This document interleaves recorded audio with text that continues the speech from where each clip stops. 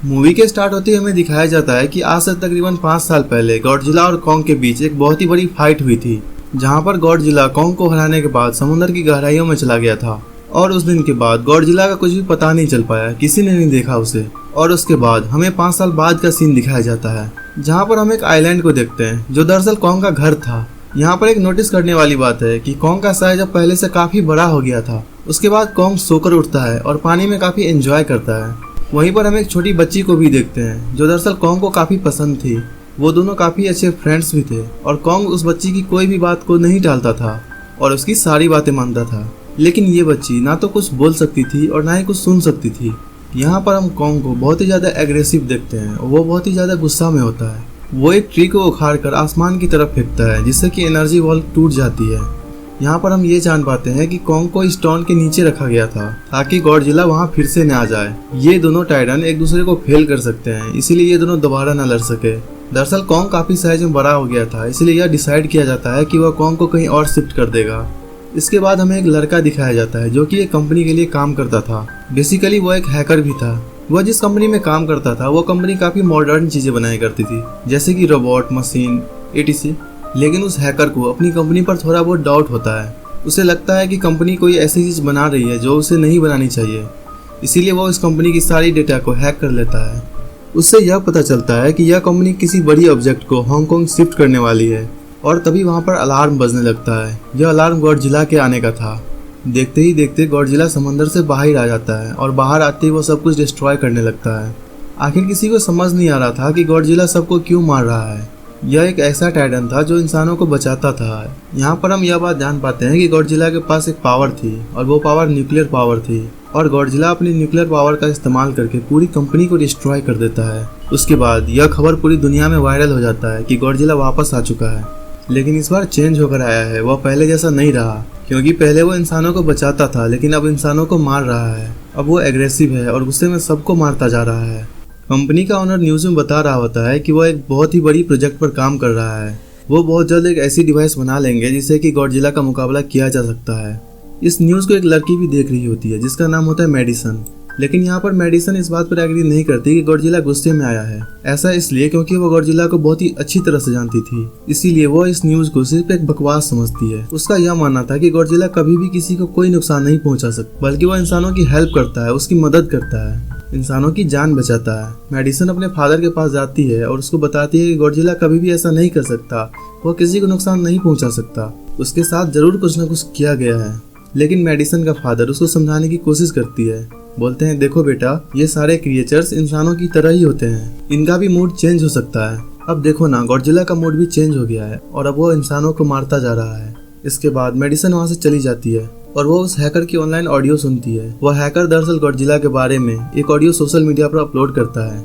यहाँ पर medicine decide करती है कि वो जाकर उस हैकर से मिलेगी और उससे सारी बात पूछेगी कि गॉडजिला एग्रेसिव क्यों हो गया है और उसने उस कंपनी को क्यों डिस्ट्रॉय किया। उसके बाद उस कंपनी का ओनर एक सीनियर डॉक्टर नेथन से जाकर मिलता है। डॉक्टर नेथन असल में एक साइंटिस्ट भी होते हैं। कंपनी का ओनर बताता है कि आपका जो कॉन्सेप्ट था हॉलो अर्थ वाला, वो बिल्कुल सही है और ये वो जगह थी जहाँ पर टाइटन्स पैदा होते हैं। दरअसल डॉक्टर नेथन ने एक बुक लिखी थी जिसमें उन्होंने लिखा था कि धरती के अंदर एक और धरती है जिसका नाम हॉलो अर्थ है और यह छुपी हुई है, इसीलिए किसी को नजर नहीं आती। और ये अर्थ दरअसल टाइटन्स के एनर्जी का सोर्स है। वहीं पर कंपनी का ओनर डॉक्टर नेथन को एक और आदमी से मिलवाता है। कंपनी का ओनर डॉक्टर को बताता है कि हमने हॉलो अर्थ के अंदर एनर्जी सोर्स को ढूंढ लिया है। यहाँ पर हम ये बात तो जानते नहीं कि हॉलो अर्थ दरअसल एग्जिस्ट कहाँ पे करती है। हॉलो अर्थ असल में हमारी जमीन के नीचे है और जिस तरह हम सूरज से एनर्जी लेते हैं, सेम उसी तरह हॉलो अर्थ के अंदर भी एक एनर्जी का सोर्स है जिससे कि ये सारे टाइटन्स एनर्जी लेते हैं। और अगर ये लोग उस एनर्जी सोर्स को ढूंढने में कामयाब हो गए तो ये लोग गॉडजिला का मुकाबला भी कर पाएंगे। डॉक्टर नेथन उनसे पूछता है आखिर हम उस हॉलो अर्थ तक जाएंगे कैसे, क्योंकि इससे पहले उसके भाई ने भी वहाँ पर जाने की कोशिश की थी, लेकिन वह नहीं जा पाया था और वह मर गया था। यहाँ पर हम यह बात भी जान पाते हैं कि हॉलो अर्थ में ग्रेविटी नहीं होती है, इसीलिए वहाँ पर हर चीज हवा में उड़ने लगती है। इस पर कंपनी का ओनर कहता है कि आपको इस बारे में फिक्र करने की कोई जरूरत नहीं, हमारी कंपनी ने एक एंटी ग्रेविटी कार बनाई है जिससे कि हम वहाँ यानी कि हॉलो अर्थ पर जाएंगे। कंपनी का ओनर यह बात भी बताता है कि हर टाइटन्स के अंदर एक स्पेशल पावर होती है और जिसकी मदद से हर टाइटन्स अपने घर को ढूंढ सकता है, इसीलिए हमें एक कॉन्ग की हेल्प लेनी चाहिए। इसके बाद डॉक्टर नेथन अपने एक फ्रेंड से मिलते हैं जो एक साइंटिस्ट होती है। यह फीमेल डॉक्टर कॉन्ग की देखभाल भी करती थी। डॉक्टर नेथन उस फीमेल डॉक्टर को समझाती है कि हमें कॉन्ग को उसके घर भेजने में उसकी मदद करनी चाहिए और उसका घर हॉलो अर्थ है क्योंकि उसे हम ज्यादा टाइम तक बाहर नहीं रख सकते और अगर वो यहाँ से बाहर निकला भी तो गॉडजिला उस पर अटैक कर देगा। इसीलिए कॉन्ग सिर्फ हॉलो अर्थ में ही सेफ रह सकता है। उन दोनों की थोड़ी बहस के बाद फाइनली लेडी डॉक्टर मान जाती है क्योंकि इसके अलावा उसके पास कोई और ऑप्शन भी नहीं था। ये लोग अपनी पूरी आर्मी के साथ कॉन्ग को हॉलो अर्थ की तरफ ले जाने लगते हैं। कॉन्ग को ये लोग चेन से बांधकर ले जा रहे थे। कॉन्ग की फ्रेंड यानी कि वो छोटी बच्ची इशारों में कुछ कॉन्ग से बात करती है। वो बच्ची सबको बताती है कि कॉन्ग को गुस्सा आ रहा है क्योंकि उसे एक जंजीर से बांध दिया गया है। आर्मी का लीडर उस फीमेल डॉक्टर से कहता है कि हम गॉडजिला के रास्ते से नहीं गुजरेंगे और हम किसी दूसरे रास्ते से जाएंगे ताकि गॉडजिला को बिल्कुल भी पता न चल पाए। इस पर वो फीमेल डॉक्टर कहती है, जी हाँ बिल्कुल, हमें ऐसा ही करना चाहिए क्योंकि गॉडजिला और कॉन्ग की काफी पुरानी दुश्मनी है। वह दोनों ही खुद को मॉन्स्टर का किंग समझते हैं और अगर वो दोनों एक दूसरे के सामने आ जाते हैं तो वो तबाही मचा देंगे। और फिर सीन चेंज होता है और हम मेडिसन को देखते हैं जो कि अपने एक दोस्त के साथ उस हैकर से मिलने जा रही होती है।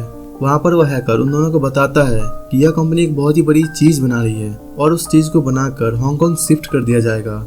लेकिन गॉडजिला को यह बात पसंद नहीं आई और उसने उस कंपनी को तबाह कर दिया। और तभी हम देखते हैं कि कॉन्ग वाले शिप में अलार्म बजने लगा है। वह छोटी सी बच्ची उस डॉक्टर को बताती है कि गॉडजिला आ रहा है। इस पर डॉक्टर नेथन कहता है कि गॉडजिला बाहर आ रहा है, इसीलिए हमें कॉन्ग को आजाद कर देना चाहिए, यानी कि उसकी चेन खोल देनी चाहिए और वह गॉडजिला से मुकाबला करके हम सबको बचा ले। और अब फाइनली गॉडजिला बाहर आ जाता है जो एक शिप को डिस्ट्रॉय करते हुए आगे बढ़ रहा था उन लोगों की तरफ। जैसे ही कॉन्ग को पता चलता है कि गॉडजिला आने वाला है तो वह जोर से चिल्लाने लगता है, लेकिन उसे तो चेन से बांधा गया था। और फिर ये लोग गॉडजिला पर रॉकेट और मिसाइल से अटैक करते हैं जिसका गॉडजिला पर जरा भी असर नहीं होता और जो उन लोगों के प्लेन्स होते हैं गॉडजिला उन्हें भी डिस्ट्रॉय कर देता है। और अब गॉडजिला कॉन्ग वाले शिप की तरफ बढ़ रहा था। गॉडजिला उन लोगों के सारे शिप को डिस्ट्रॉय कर देता है। गॉडजिला कॉन्ग वाले शिप को पलट देता है जिससे कि कॉन्ग और उस पर सवार सारे व्यक्ति डूबने लगते हैं। और फिर वो लोग कॉन्ग के चेन को खोल देते हैं ताकि कॉन्ग गॉडजिला का मुकाबला करके उन सबको बचा ले।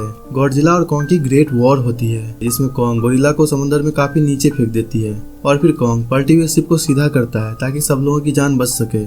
लेकिन गॉडजिला फिर से उठता है और वह उस शिप की तरफ जा रहा होता है जिस शिप में वह बच्ची सवार होती है। और यहाँ पर कॉन्ग एक शिप से दूसरे शिप पर छलांग लगाकर फाइनली उस शिप पर पहुंच जाती है जिस शिप पर वह बच्ची थी और जहाँ पर गॉडजिला आ रहा था। यहाँ पर कॉन्ग गॉडजिला को फाइट करते हुए एक जबरदस्त पंच मारता है और गॉडजिला भी रिवर्स फाइट करते हुए कॉन्ग को भी एक जबरदस्त पंच मारता है जिससे कि कॉन्ग नीचे गिर जाता है।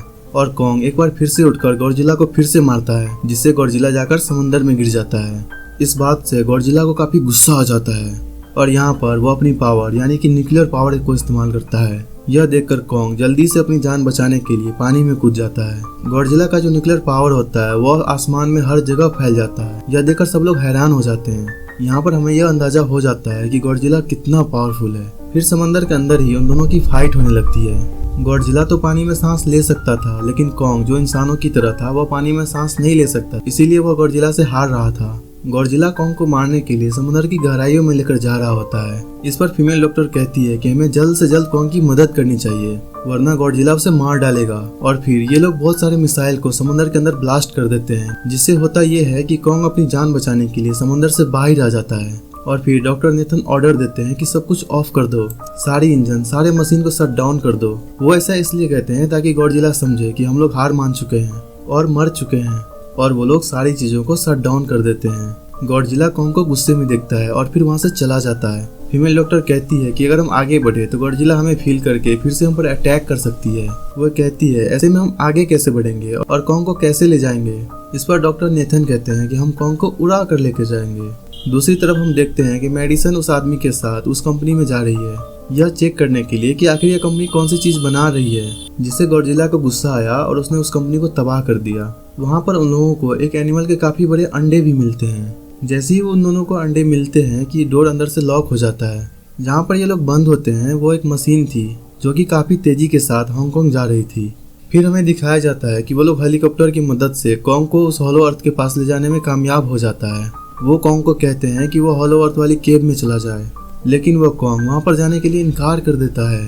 ये लोग डिसाइड करते हैं कि वह उस बच्ची के थ्रू से कहेंगे कि वह उस केव के अंदर चला जाए, क्योंकि कॉन्ग उस बच्ची की कोई भी बात को नहीं टालता था। साथ में कॉन्ग को ये भी कहा जाएगा कि उसकी फैमिली भी उस गुफा के अंदर है और उसके जैसे लोग भी उस गुफा के अंदर हैं। यहाँ पर कॉन्ग उस लड़की की बात को मान लेता है और वह एग्री हो जाता है उस गुफा के अंदर जाने के लिए। कॉन्ग उस गुफा के अंदर चला जाता है और ये लोग भी एंटी ग्रेविटी कार की मदद से उस गुफा के अंदर चले जाते हैं। हॉलो अर्थ एक अलग ही तरह की दुनिया थी।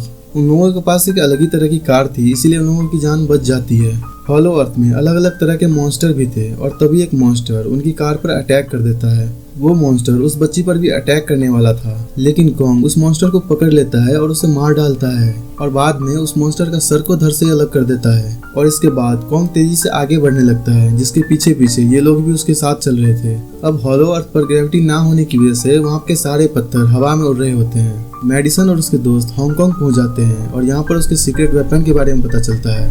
गॉडजिला को मारने के लिए उस कंपनी ने एक और गॉडजिला बनाया था। इस नए गॉडजिला का नाम होता है मेगा गॉडजिला और इस मेगा गॉडजिला को कंट्रोल करने वाला वो आदमी होता है जिसे कंपनी के मालिक ने डॉक्टर नेथन से मिलवाया था। मेगा गॉडजिला की पावर को चेक करने के लिए वहाँ पर एक स्कल क्रॉलर को छोड़ दिया जाता है। मेगा गॉडजिला यहाँ पर अपनी पावर का इस्तेमाल करके स्कल क्रॉलर को मार देता है, लेकिन यहाँ पर एक गड़बड़ हो जाती है। होता यह है कि उस मेगा गॉडजिला को चलाने के लिए और भी ज्यादा पावर की जरूरत थी और वो पावर सिर्फ और सिर्फ हॉलो अर्थ में थी। और यही वजह थी कि उस कंपनी का ओनर उस एनर्जी सोर्स को ढूंढ रहा था ताकि वो मेगा गॉडजिला को चला सके। और इसके बाद हम देखते हैं कि मेगा गॉडजिला एक्टिवेट हो गया है। मेगा गॉडजिला के जिंदा होते ही गॉडजिला उसे फील कर लेता है, इसीलिए वो हांगकांग यानी कि जहाँ पर मेगा गॉडजिला था वो उसकी ओर बढ़ने लगता है। हॉलो अर्थ दिखने में काफी खूबसूरत थी। हॉलो अर्थ में जो एनर्जी सोर्स था वह एक पहाड़ में था। कॉन्ग उस पहाड़ की तरफ जाता है और उसके डोर को ओपन कर देता है और जोर से दहाड़ता है और कॉन्ग को वहाँ पर एक वेपन मिल जाता है। वो वेपन एक एक्स थी। वो एक्स कोई नॉर्मल एक्स नहीं थी।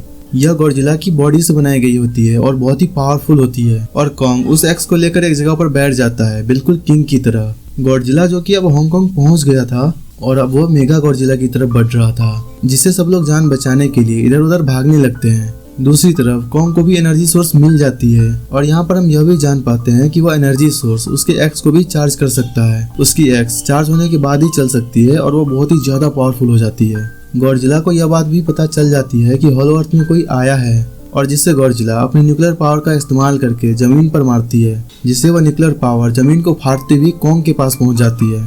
यहाँ पर उस कंपनी के एम्प्लॉय एक ट्रिक करती है और उस एनर्जी सैंपल का थोड़ा सा टुकड़ा लेकर अपनी कंपनी में भेज देती है, जिससे कि वो लोग उस एनर्जी का इस्तेमाल करके मेगा गॉडजिला को एक्टिवेट कर दे। हालांकि वो फीमेल डॉक्टर उसे ऐसा करने से मना करती है, लेकिन वो उसकी एक भी नहीं सुनती है। जब उस लड़की को यह रियलाइज होता है कि यहाँ पर गॉडजिला आने वाला है तो वो लोग वहाँ से भागने लगते हैं, लेकिन तभी कॉन्ग उसके कार को पकड़कर उसे डिस्ट्रॉय कर देता है। अब कॉन्ग अपना एक्स लेकर गॉडजिला से लड़ने के लिए तैयार हो जाता है। गॉडजिला ने कॉन्ग को न्यूक्लियर पावर का इस्तेमाल करके कॉन्ग को लड़ने का इशारा दिया था और कॉन्ग वहां से भागते हुए हांगकांग आ जाता है।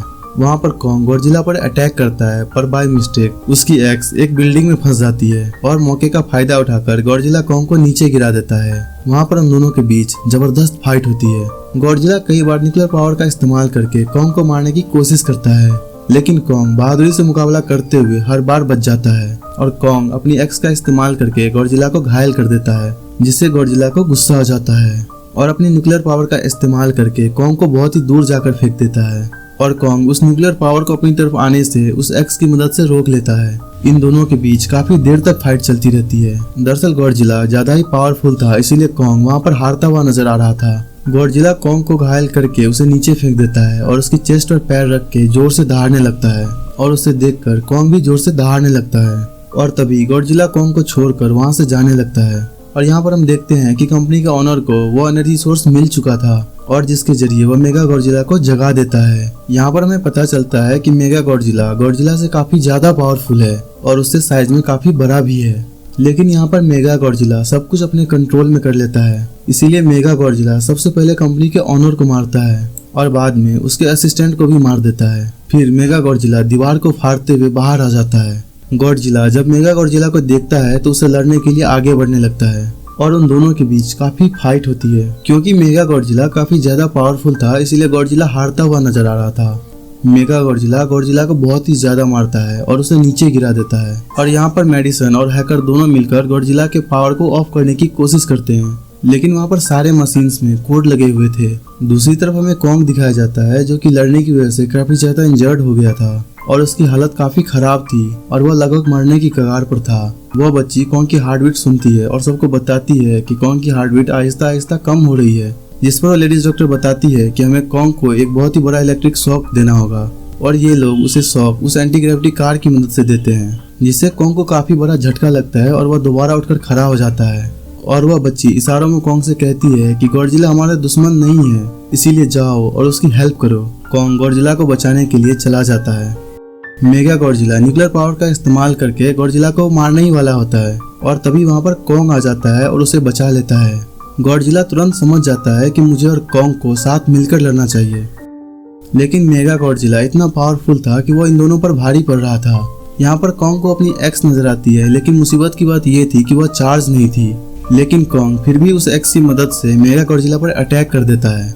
लेकिन मेगा गॉडजिला कॉन्ग को मारता है और वह कॉन्ग को मारने ही वाला होता है कि तभी कॉन्ग उसे ऐसा करने से रोक लेता है, क्योंकि मेडिसन और उस हैकर से वो मशीन बंद नहीं हो रही थी, इसलिए वो गुस्सा में आकर उस मशीन पर पानी डाल देती है, जिससे मेगा गॉडजिला थोड़ी देर के लिए ऑफ हो जाता है।